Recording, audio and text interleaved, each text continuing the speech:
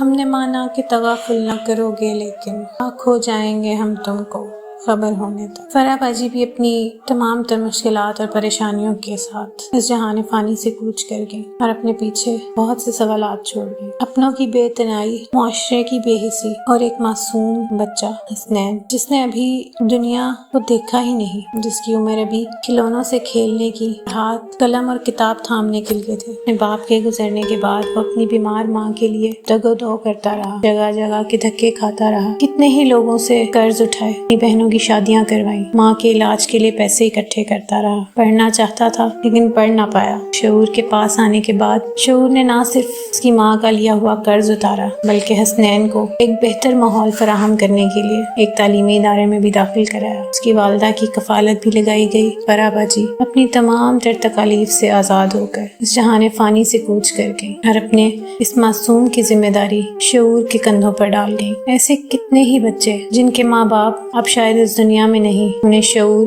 اپنی کفالت کی چادر میں لیے ہوئے ہے۔ ایسے تمام بچوں اور گھرانوں کو ہم نے اور آپ نے ہی سنبھالنا ہے۔ آئیے ان لوگوں کی کفالت میں بڑھ چڑھ کر حصہ ڈالیں۔ شعور ویلفیئر فاؤنڈیشن ایک رجسٹرڈ ادارہ پاکستان بھر میں فلاحی منصوبوں کے ذریعے انسانیت کی خدمت کر رہا ہے۔ صدقات، زکوٰۃ اور عطیات کے لیے ڈسکرپشن میں فارم کا لنک موجود ہے۔ عطیہ کریں اور خیر بانٹیں۔